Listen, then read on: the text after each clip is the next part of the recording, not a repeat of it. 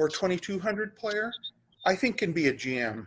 Okay, if you reach 2150, you can be a GM, but you have to train like to a surreal point where you have to do everything that you don't want to do. You have to do calculation exercises. You have to spot tactics. You have to master your technical endings. You have to go over the games of the great players. And now I discovered a potent force, which is composed works, composed mates in two, and especially endgame studies. I'm having incredible results with students with working on endgame studies with some of them. Like I have this one student, he's in his mid 50s, okay? People don't improve in their mid 50s normally, okay? For 20 years, he fluctuated between 1290 and 1360. For 20 years, he couldn't break 1360. Right now, he's 1684. He's just on the cusp of 1700.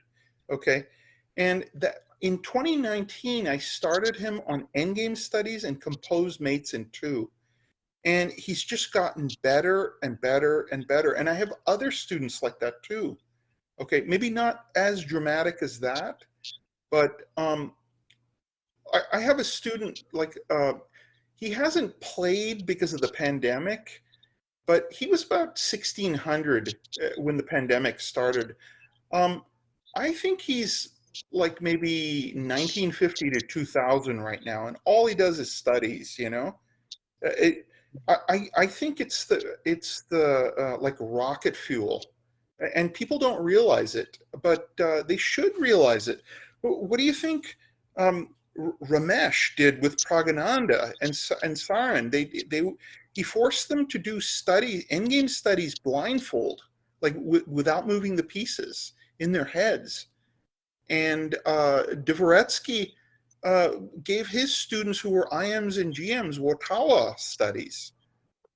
I think it's the most underestimated force in chess right now. Like people think they're impractical, and there's a tremendous prejudice against studies. Like they all want to study the opening. Okay, when I have students, I have to beg them to do endgame studies. Only if the ones that do them really improve, though. But I can very clearly see the force of them, but it's very hard to convince the chess world. Books on endgame studies don't sell nearly as well as books on openings. Yeah, that's true. I think something is very attractive about opening to the new players specifically.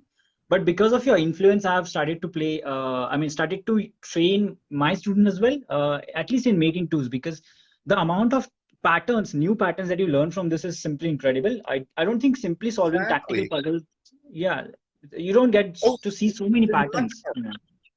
They're much more potent than regular like Puzzle Rush or just online puzzles are not the same.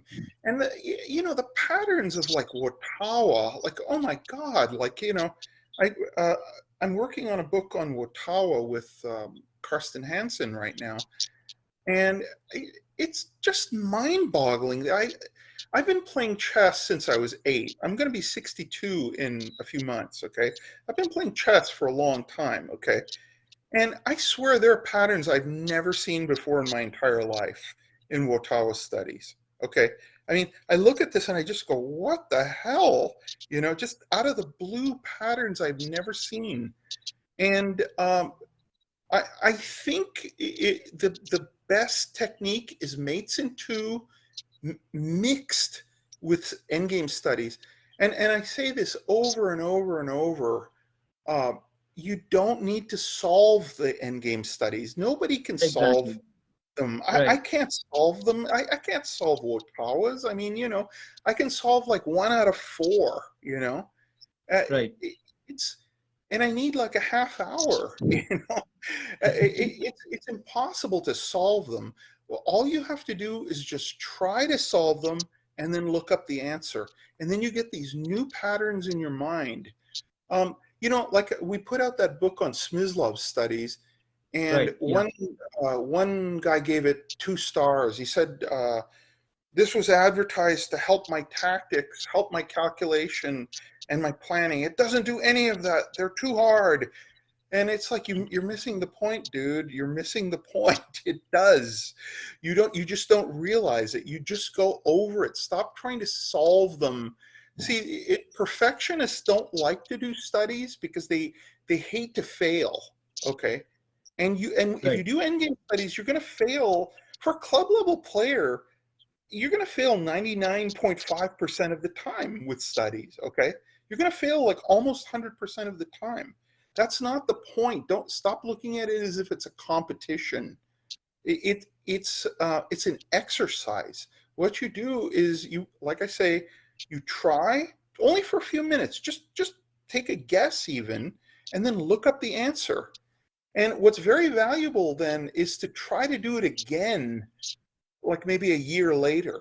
Try going through these studies again once you've seen the answers, and you'll do a lot better. You'll see the second time, 1 year later, even though you don't remember the answer, somehow the imprint is within your geometric database, your internal database. The imprint is still there.